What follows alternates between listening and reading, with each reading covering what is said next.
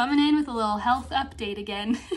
We are officially on the road to the final surgery that will make my ostomy bag permanent. So I have been feeling pretty rough ever since I got pregnant, and I think it was the hormones that really kicked off my flare, and I've been flaring ever since, and quite severely, and it's actually progressively gotten worse. Now, my whole plan after I first got my ostomy bag was to eventually do the Barbie Butt surgery, which it's officially called the Proctectomy, but it's nicknamed Barbie Butt because you end up having your rectum and butthole removed, sewn shut, no more hole. And I will say, I am so excited to have it done now.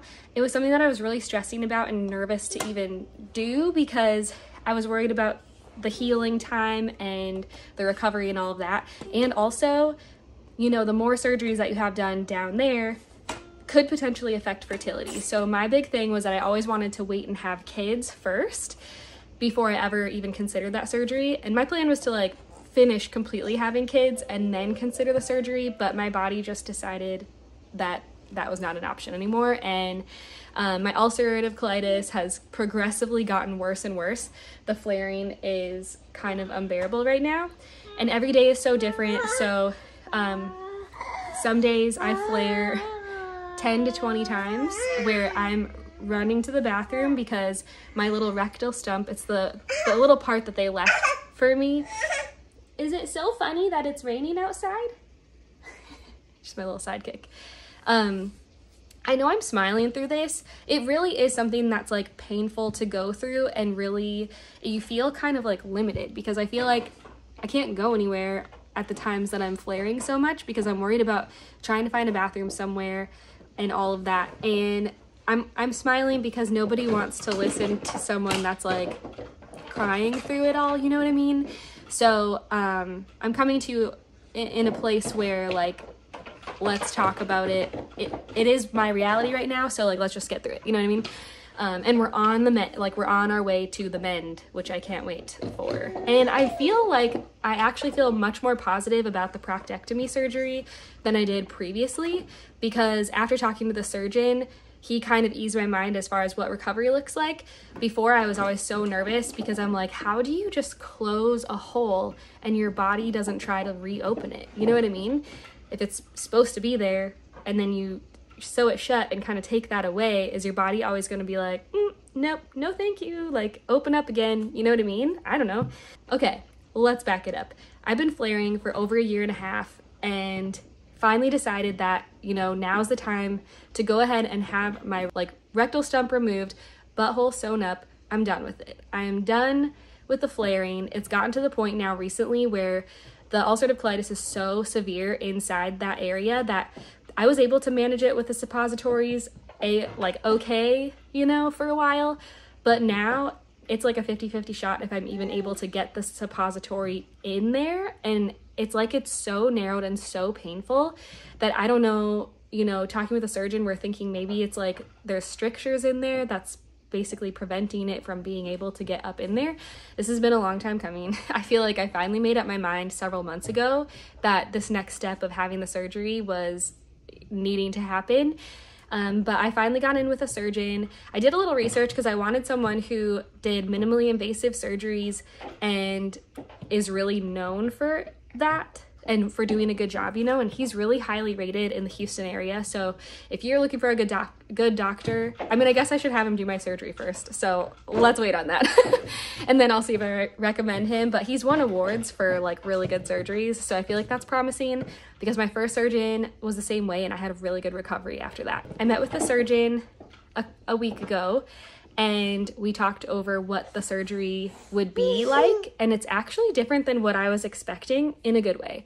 So basically, they'll put in, you know, they'll do a couple incisions in my abdomen and basically put a camera as like a top view down. So, you know, looking in my abdomen down onto my like rectum and butthole area.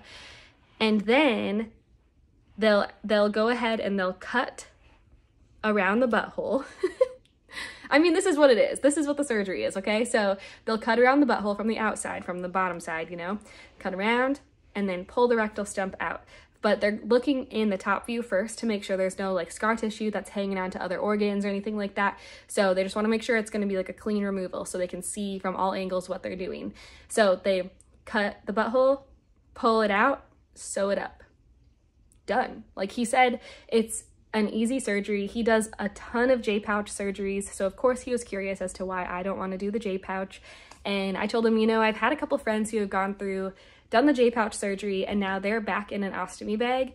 And I have a pretty well-behaved stoma, so I just don't want to go through an extra surgery if I don't have to, especially if my mind is already made up with the fact that I've accepted a life with an ostomy bag. I feel confident with it. Like, I'm happily married. I've got a baby.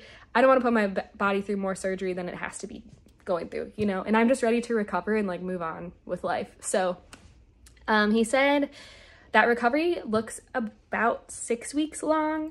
And of course there's no lifting over 10 pounds during that time. So I'll have my grandma fly in to help me because Maddie is 20 pounds and she is my little baby, you know, she loves to be held and all of that. So I won't be able to lift her for 6 weeks, which is really sad. We're gonna have help for sure for 6 weeks.